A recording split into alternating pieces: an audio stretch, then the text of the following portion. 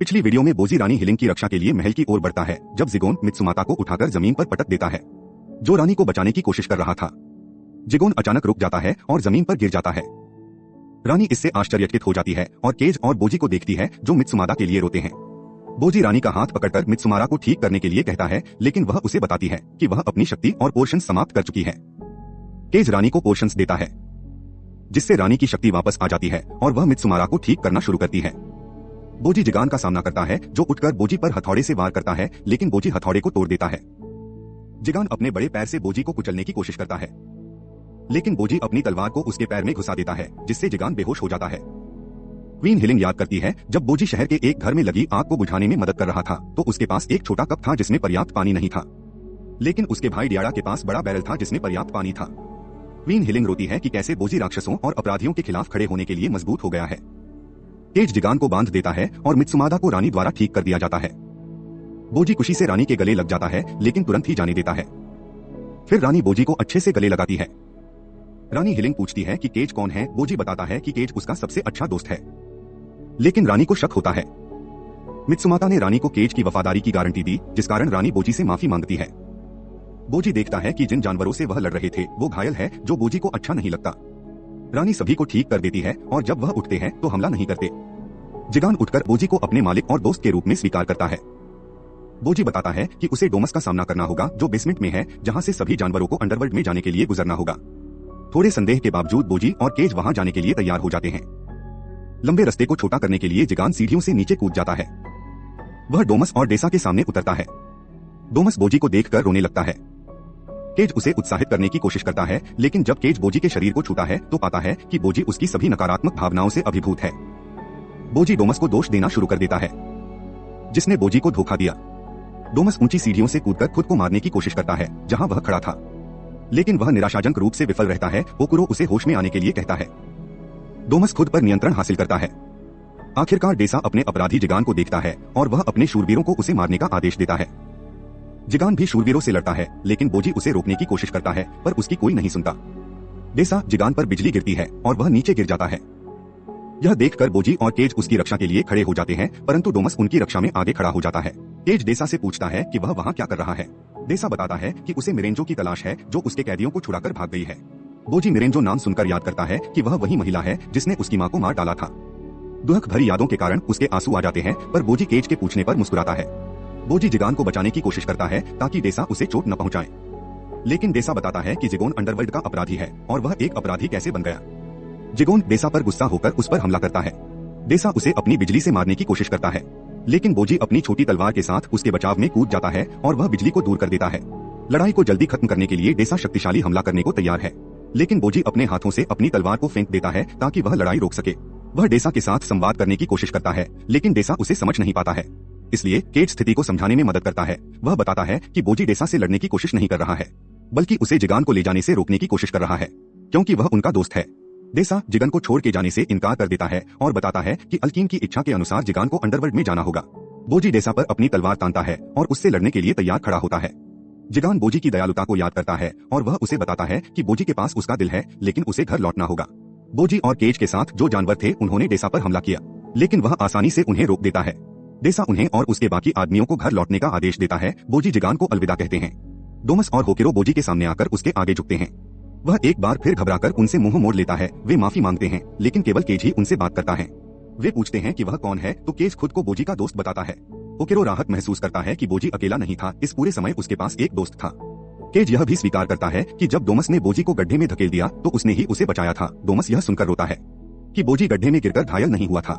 Cage ने बोजी से पूछा कि क्या वह उन्हें माफ कर सकता है, क्योंकि वे सभी इतने भी बुरे नहीं हैं। बोजी आखिरी बार डोमस को याद करता है जब वह प्रशिक्षण के दौरान उसके साथ हंसता था, लेकिन उसका चेहरा बदल गया जब उसने उसे धक्का दिया था। बोजी और भी घबरा जाता है और वह सीढ़ियों से ऊपर की ओर भाग जाता है। केज बोजी के पीछे जाने से पहले डोमस और होकिरो को बुरा भला कहता है और बोजी को खुश करने की कोशिश करता है, ताकि डोमस के लिए उसकी नफरत उसके अच्छे दिल पर हावी न हो। वह दोनों सीढ़ियों पर रेस लगाते हैं और बाहर बहस करना शुरू कर देते हैं कि इस रेस में कौन जीता है। बोजी नई रेस शुरू करता है, तभी उसे जमीन पर अपेस बेहोश पड़ा मिलता है। वे उसके महत्वपूर्ण अंगों की जांच करते हैं और पाते हैं कि वह अभी भी जीवित है। वे उसे रानी के पास ले जाने का फैसला करते हैं। वह जागता है और उन्हें मिरेंजो के बारे में सच्चाई बताता है कि मिरेंजो की योजना रानी को मारने और बॉस के राज्य को नष्ट करने की है। ताकि वह और बॉस अपनी यात्रा को एक साथ जारी रख सकें। मिरेंजो ने बॉस को जीवन में वापस आने में मदद की है और यह कि उसकी आत्मा डियाडा के शरीर में है। अपेस खड़ा होता है और बोजी को हस्तक्षेप करने से रोकने की कोशिश करता है क्योंकि उसका कर्तव्य मिरेंजो के आदेशों को पूरा करना है। वह बोजी की ऑरा को विस्तार करते हुए देखता है और उसे पता चलता है कि बोजी डेस्पा के प्रशिक्षण के बाद मजबूत हो गया है। वह बोजी और केज को महल में जाने देता है। केज भागते हुए बोजी को पहले क्रिमिनल और बाद में बॉस से लड़ने के लिए कहता है। जब बोजी अपने पिता के साथ समय को याद करता है और घबराने लगता है तो केज उसे खुद पर संदेह न करने के लिए कहता है। वे अल्कन को देखते हैं जिसे मिरेंजो ने महल में बुलाया था। बोजी और केज उसका पीछा करते हुए वहां जाते हैं और अल्कन और मिरेंजो तथा जोकू और ब्लैक को एक साथ देखते हैं। बोजी छुपकर उन सभी को एक दूसरे के खिलाफ होता हुआ देखता है। जोकू हालत बिगड़ता देख ब्लैक को धक्का देकर भाग जाता है और महल की दीवार की तरफ दौड़ता है और बोजी उसे दौड़ने से रोकने के लिए पीछा करता है। अल्कन भी उनका पीछा करता है। दीवार पर जोकू को डर लगता है कि उसके दोनों विरोधी बहुत मजबूत हैं, लेकिन चूंकि बोजी दया दिखा सकता है तो वह रोने का नाटक करता है और वह दया की भीख मांगता है ताकि बोजी को खेद महसूस हो। लेकिन बोजी के रुकने के बाद वह बोजी पर बैंगनी जहर का धुआं छोड़ता है। बोजी इससे प्रभावित नहीं होता है क्योंकि विशाल जाति जहर से इम्यून है। आखिरकार बोजी खड़ा हो जाता है, लेकिन जोकू यह देखकर नीचे कूद जाता है कि अल्कन उसके पीछे है। बोजी उसका पीछा करता है और इससे पहले कि जोकू कहीं भी जा सके बोजी उसे अपने छोटी तलवार मारता है और उसे रस्सी से बांधता है। अल्कन बोजी का सामना करने के लिए नीचे आता है और उनकी लड़ाई अविश्वसनीय गति से शुरू होती है। बोजी अल्कन के हमलों को डॉज करके उसके कवच को भेद देता है जो केवल उसे गुदगुदी करता है। वह लड़ना जारी रखता है। इस बार बोजी अल्कन की तलवार पर हमला करता है और वह इसे टुकड़ों में तोड़ देता है। यह कदम बहुत अच्छा है, लेकिन अल्कन की तलवार खुद को ठीक करती है क्योंकि यह उसके खून से बनी है और उसका खून पुनर्जीवित हो सकता है। मिरेंजो केज को बताती है कि बोजी अल्कन को हरा नहीं सकता क्योंकि अल्कन अमर है। उसके द्वारा मारे नहीं जाने का एकमात्र तरीका यह है कि अल्कन से दूर भाग जाए। शीशा बोजी को महल की दीवार के शीर्ष तक भागने की सलाह देती है ताकि वह उसे न मार सके। अल्कन अपना ध्यान जोकू पर केंद्रित कर देता है। बोजी जोकू का बचाव करने के लिए दीवार से नीचे आता है। केज के पूछने पर शीशा खुद को मिरेंजो बताता है और केज मिरेंजो को इन सब गड़बड़ी के लिए चाकू की नोक पर बंदी बना लेता है, जबकि बोजी अल्कन के साथ अपनी लड़ाई जारी रखता है ताकि अल्कन जोकू को चोट न पहुंचाए। केज हस्तक्षेप करने की कोशिश करता है, लेकिन बोजी उसे भागने के लिए कहता है, लेकिन केज मना कर देता है। जब बोजी लड़ाई से थक जाता है और अल्कन उसे मारने की कोशिश करता है, लेकिन दोनों के बीच एक भाला फेंका जाता है जिससे बिजली गिरती है और यह लड़ाई को रोक देता है। डेस्पा और अंडरवर्ल्ड का कप्तान वह आते हैं। डेस्पा बोजी को बताता है कि वह बहुत अच्छे से लड़ा और अब उसे रुक जाना चाहिए। केज ने इस बात का समर्थन करना जारी रखा है कि बोजी ने वास्तव में अच्छी तरह से लड़ाई लड़ी क्योंकि वह यह सुनिश्चित करना चाहता है कि किसी को चोट न पहुंचे। इससे मिरेंजो को बोजी की दयालु मां याद आती है और वह खुद को दोषी समझती है। शूरवीर अल्कन से लड़ता है पर अल्कन उससे दूर भागने की कोशिश करता है, लेकिन अल्कन पर डेस्सा की बिजली गिरती है। बुरी तरह घायल होने के बाद भी वह मरता नहीं है। फिर अल्कन शूरवीर से लड़ने जाता है। जब दोनों लड़ रहे होते हैं तो अल्कन शूरवीर को मार देता है, लेकिन डेस्पा उससे अपने दिमाग से लड़ने की कोशिश करता है और उसे याद दिलाता है जब वह अभी भी एक भाई थे जो अधिक मानव थे। अल्कन उसे टेलीपैथिक रूप से बताता है कि उसे अभी बचाने की जरूरत नहीं है। फिर डेस्पा की छाती में चाकू मार देता है। बोजी यह सब अपने सामने देखकर गुस्सा हो जाता है और अल्कन पर हमला करके उसका कवच तोड़ देता है, लेकिन अल्कन लड़ाई जारी रखने के लिए वापस आ जाता है और उसका खून उसके कवच और तलवार की मरम्मत कर देता है। जब अल्कन केज पर अपना ध्यान केंद्रित करता है तो बोजी उसके पीछे से हमला करता है, लेकिन अल्कन उसके पैर में चाकू मारकर उसे मारने के लिए तैयार हो जाता है। जब केज यह देखता है कि उसका सबसे अच्छा दोस्त मारा जाने वाला है तो वह उनके पास दौड़ता है और बड़ा दानव बन जाता है। केज अल्कन को निगल जाता है, लेकिन अल्कन अपनी तलवार के साथ केज से बाहर निकल जाता है। इस प्रक्रिया में केज मारा जाता है। अल्कन बोजी के पास जाता है और उसे छुरा घूंपता है। मिरेंजो अपनी आत्मा को लाल अपराधी की लाश में स्थानांतरित करती है जिसे उसने अंडरवर्ल्ड से चुराया था। मिरेंजो केज को ठीक करने के लिए जाती है। इस प्रक्रिया में बोजी और डेस्पा जीवन और मृत्यु के बीच के दायरे में चले जाते हैं। बोजी वहां केज को जीवन की नदी को पार करते हुए देखते हैं जहां केज की मां उसे बुला रही है, लेकिन मिरेंजो दिखाई देती है और उसे रोककर उससे पूछती है कि क्या उसने यहाँ कोई संबंध नहीं छोड़ा है और उसे अचानक बोजी याद आता है।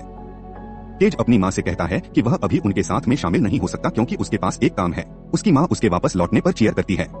मित्सुमाता घायल बोजी को देखकर घबराना शुरू करती है। अल्कन मित्सुमाता को भोजन की तरह देखता है और वह उसके पास जाता है। मित्सु खुद का बचाव करने की कोशिश करती है, लेकिन अल्कन उसे छुरा घोंपकर उसका खून पीता है और दूसरी बार उसे छुरा घोंपने की कोशिश करता है, लेकिन वह बेबिन द्वारा रोक दिया जाता है। दोषे डमास और अपेस भी बेबिन के साथ अपनी कड़ी मेहनत करने की कोशिश करते हैं, लेकिन वे अल्कन को हरा नहीं पाते। जबकि बोजी केज के क्रॉसओवर पर बोजी अपनी मां और मिरेंजो को देखता है। वह दोनों एक साथ बात करते हुए दिखाई देते हैं और वे उसे एहसास दिलाते हैं कि वह गलत थी। अपनी मां को देख बोजी रोता है, पर उसे अपनी मां को देखकर खुशी भी होती है। बोजी की मां उससे बोलती है वह जो भी कर रही है उसका अंत अच्छा नहीं होगा। बोजी मिरेंजो की सारी दुहक भरी यादें और सदमे देखता है जब मिरेंजो तेज हवा से सभी को वहां से बाहर ले जाती है। बोजी मिरेंजो के अतीत के लिए रोता है। डेस्पा बोजी को बताता है कि समय आने पर उसे मिरेंजो को मारने का चुनाव करना होगा।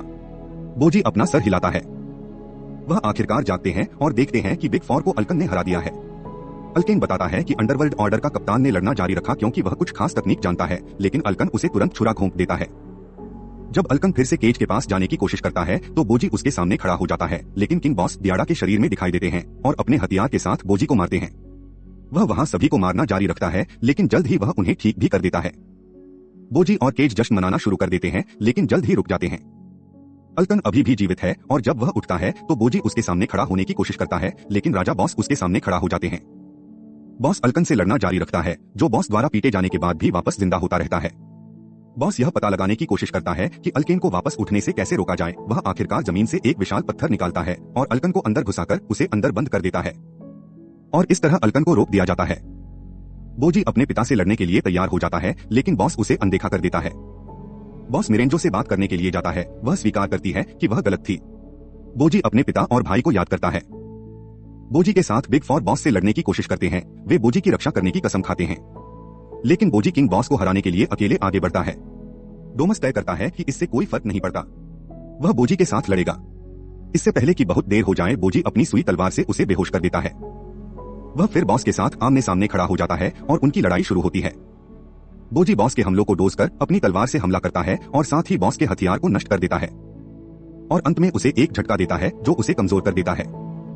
बॉस मिरेंजो के पास रेंगते हुए जाता है और उसे मारने से पहले माफी मांगता है, लेकिन बोजी उसे रोक देता है। मिरेंजो बोजी को बताती है कि वह उसे मार दे ताकि वह डियाडा का शरीर वापस कर सके। बोजी मिरेंजो को मारने वाला होता है तो अपेस उनके बीच आकर बोजी से उसे न मारने की गुजारिश करता है।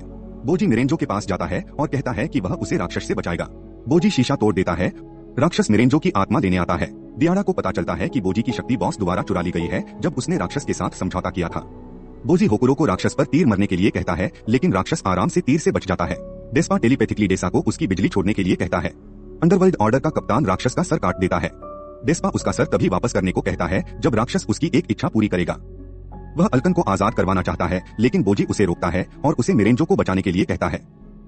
डियाडा जाग जाता है और वह मिरेंजो को पुनर्जीवित करने की इच्छा को चुराता है। दानव पूरी तरह से सदमे और निराशा को दूर करने की इच्छा को पूरा करता है। मिरेंजो जाग जाती है और डियाडा उससे शादी करने के लिए कहता है। वह रोती है, लेकिन वह स्वीकार करती है। डेस्पा की इच्छा उससे चोरी हो गई थी और वह मुआवजे की मांग करता है। बोजी खुश है और डेस्पा द्वारा उसकी प्रशंसा की जाती है। क्वीन हिलिंग को आखिरकार पता चलता है कि सब कुछ ठीक हो गया है और उनके डियाडा ने मिरेंजो को उससे शादी करने के लिए कहा है, लेकिन बोजी उन्हें डियाडा के अनुरोध को स्वीकार करने के लिए कहती है और वह डियाडा को स्वीकृति का संकेत देते हैं। डियाडा बोजी के लिए ताज छोड़ने के लिए कहता है, लेकिन बोजी अचानक घबराने लगता है। जब डियाडा बोजी को राजा बनने के लिए कहता है तो वह बहुत चिंतित हो जाता है, क्योंकि उसे नहीं लगता कि वह योग्य है।